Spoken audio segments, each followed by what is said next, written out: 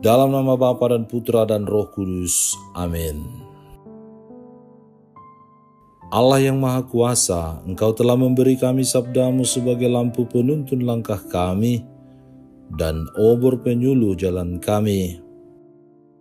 Melalui Roh-Mu yang kudus, berikanlah kami telinga yang rela mendengarkan dan hati yang ingin tahu kehendak-Mu, supaya kami dapat menikmati sukacita dalam firman-Mu. Dengan pengantaraan Kristus Tuhan kami. Amin.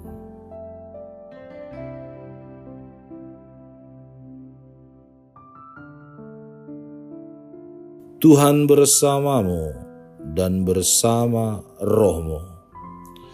Inilah Injil suci menurut Lukas. Dimuliakanlah Tuhan.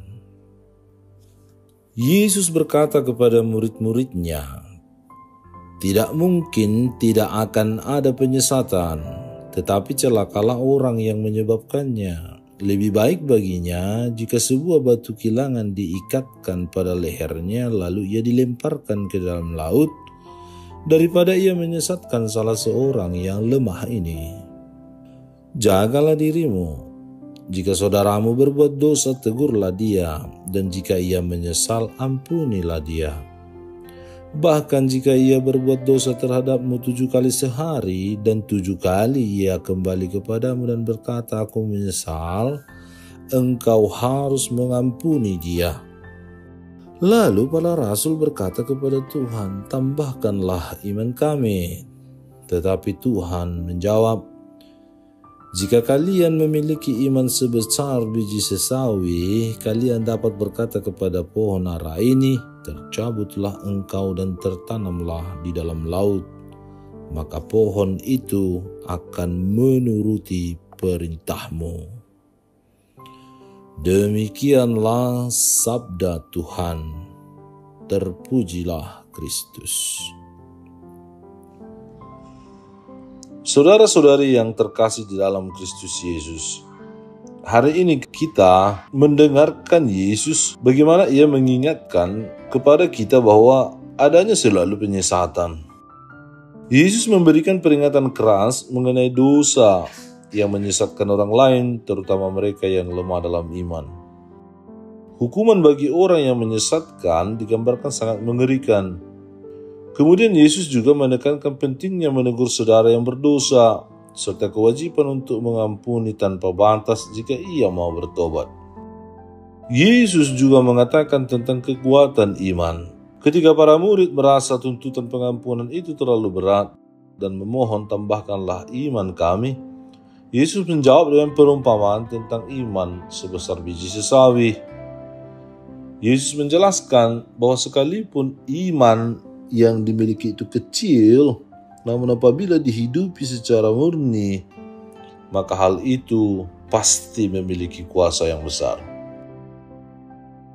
Saudara dan saudari yang terkasih, peringatan Yesus tentang batu kilangan menunjukkan betapa seriusnya dosa yang menyebabkan orang lain jatuh dari kebenaran atau imannya.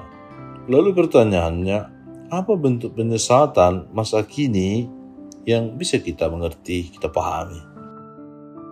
Penyesatan seringkali tidak disadari, melainkan terjadi melalui perilaku kontradiktif, mengaku menjadi pengikut Yesus, tetapi hidup dalam amarah dan ketidakjujuran.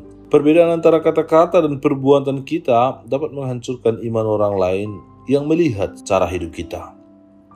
Lalu dapat berupa keengganan mengampuni. Menahan pengampunan adalah bentuk penyesatan. Yesus mengajarkan bahwa pengampunan haruslah tak terbatas. Kasih Kristus harus tampak melalui kesediaan kita untuk mampu berdamai, bahkan setelah kegagalan dan keengganan yang terjadi dan terus-menerus berulang-ulang. Pengampunan adalah tanda terkuat bahwa kita percaya pada rahmat Allah yang melimpah. Panggilan kita hari ini, mampukah kita dengan seluruh hidup kita menjadi garam dan terang yang menuntun, bukan menjadi jurang yang menjatuhkan? Setiap tindakan, bahkan yang kecil, memiliki dampak rohani yang besar. Dan marilah kita juga selalu memohon kebijaksanaan agar kehadiran kita membawa orang lain lebih dekat kepada Kristus. Saudara-saudari yang terkasih, ketika murid-murid meminta tambahkanlah iman kami, mereka menginginkan iman yang besar agar dapat memenuhi tuntutan yang sulit seperti pengampunan berulang kali. Jawaban Yesus mengejutkan, iman yang dibutuhkan hanya sebesar biji sesawi. Biji sesawi adalah biji terkecil, namun memiliki potensi pertumbuhan yang cukup besar. Ini mau mengajarkan kita bahwa yang terpenting bukanlah ukuran iman kita, tetapi kejujuran dan kualitasnya. Apakah iman itu hidup dan berakar pada kuasa Allah.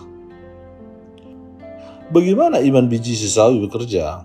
Iman murni, fokus pada Allah. Kekuatan kita bukan pada seberapa kuat perasaan beriman kita, melainkan pada siapa kita percaya, yaitu Allah yang Maha Kuasa.